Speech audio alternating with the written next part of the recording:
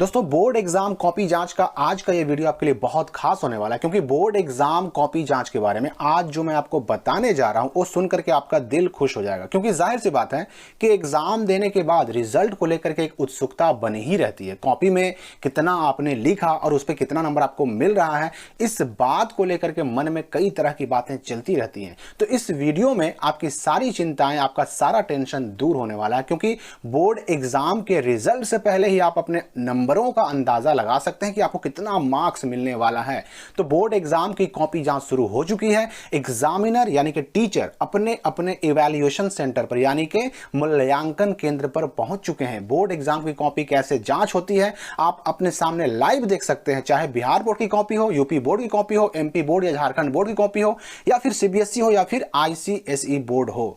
सभी board exam की copy की जांच में कुछ बातें कॉमन होती है, जैसे कि अच्छी राइटिंग, साफ सुथरी लिखावट, दो अलग अलग आंसर्स के बीच में यानी कि उत्तरों के बीच में स्पष्ट गैप। ये बातें हर बोर्ड एग्जाम की कॉपी जांच में देखी जाती हैं और कॉपी जांच में मिलने वाले नंबर पर भी इन बातों का काफी असर भी पड़ता है। तो स्टेप मार्किंग एक ऐसी चीज है जिसका बहुत ज्यादा असर पड़ता है बोर्ड एग्जाम की कॉपी जांच पर। आपके मिलने वाले नंबर पर, आपके रिजल्ट पर बहुत बड़ा असर डालता है कौन? तो स्टेप मार्किंग।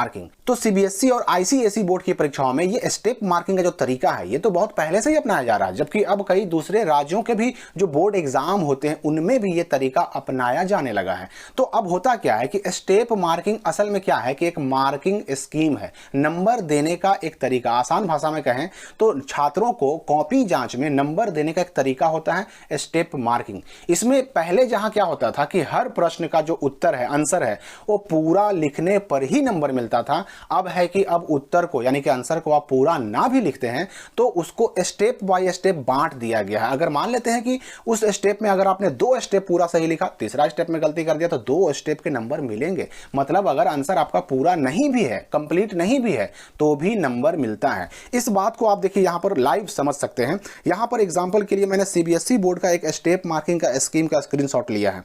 इसमें आप देख सकते हैं question number 8, question number 9, question number 10 और तीनों का जो है स्टेप मार्किंग का स्कीम यहां पर दिया गया है। 8 नंबर का यहां, 9 नंबर का यहां और 10 नंबर का यहां।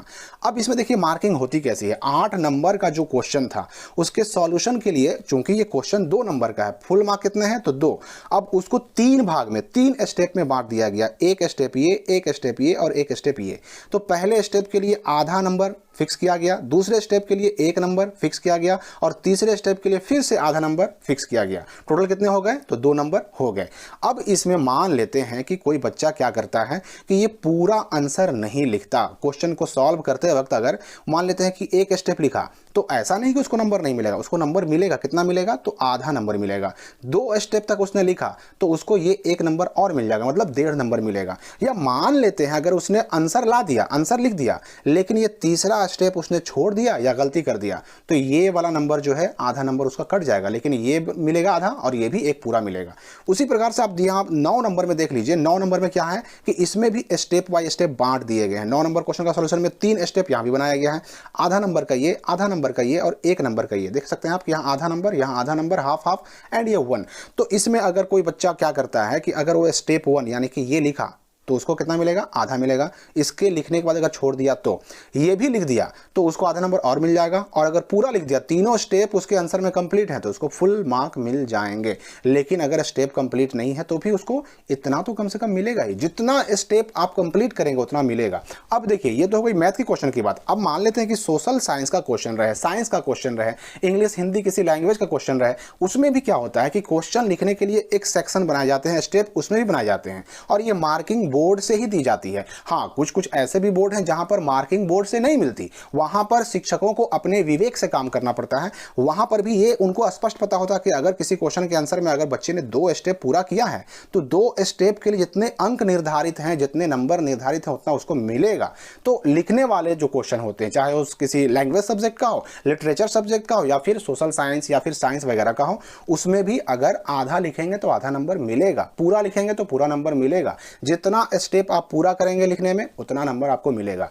और ऐसा पहले होता था कि अगर आपने आंसर पूरा नहीं लिखा या गलत लिखा तो बिल्कुल ही नंबर नहीं मिलते थे, लेकिन अब ऐसा नहीं होता।